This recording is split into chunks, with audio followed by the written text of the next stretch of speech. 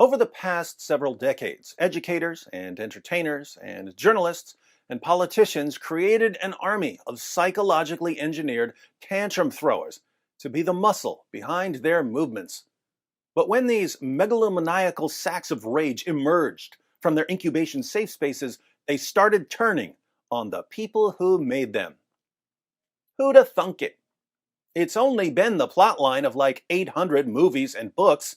Human beings create something that eventually rises up against them. We build powerful computers, but then the computers become self-aware and we suddenly find ourselves fighting against Terminators or trapped in the Matrix. We get some dinosaur DNA and decide to make dinosaurs, but oh no, the dinosaurs are eating us. We make super soldiers or monsters, but the super soldiers or monsters just don't respect our authority, and we end up in a struggle for our very existence. Well, it actually happened. These college professors and actors and reporters created a monster, and now that monster is eating them. But they decided to fight back with a letter in Harper's Magazine. So, their failsafe, their emergency shutdown plan is a letter. Let's go ahead and read the letter, and then we'll see why they're complete morons for thinking that this will help them. A letter on justice and open debate. Antifa loves justice, so this is sure to melt their hearts.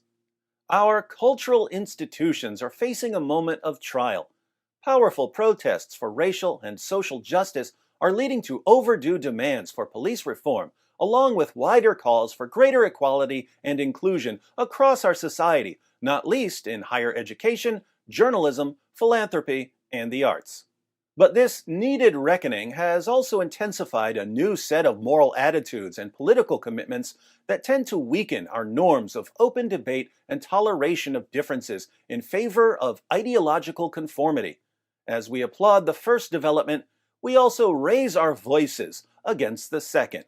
Uh-oh, they're raising their voices. The woke mob must be trembling in their balaclavas. I hope they don't drop their Molotov cocktails.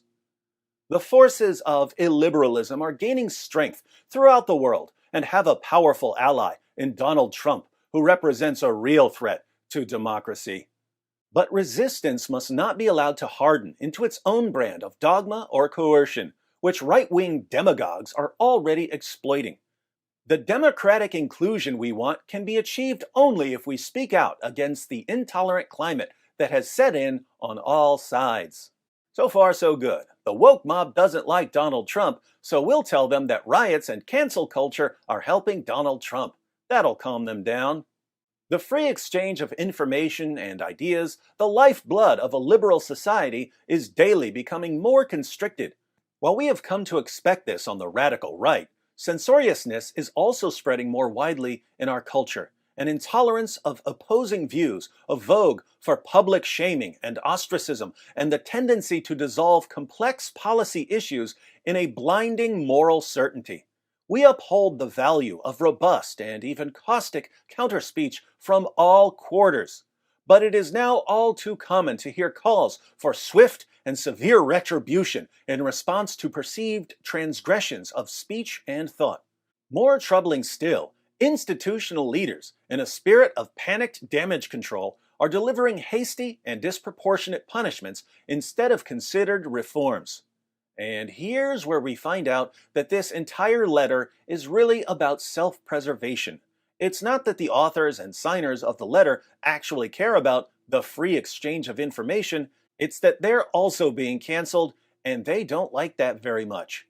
Editors are fired for running controversial pieces. Books are withdrawn for alleged inauthenticity. Journalists are barred from writing on certain topics. Professors are investigated for quoting works of literature in class. A researcher is fired for circulating a peer-reviewed academic study. And the heads of organizations are ousted for what are sometimes just clumsy mistakes. Poor victims of the monster they created.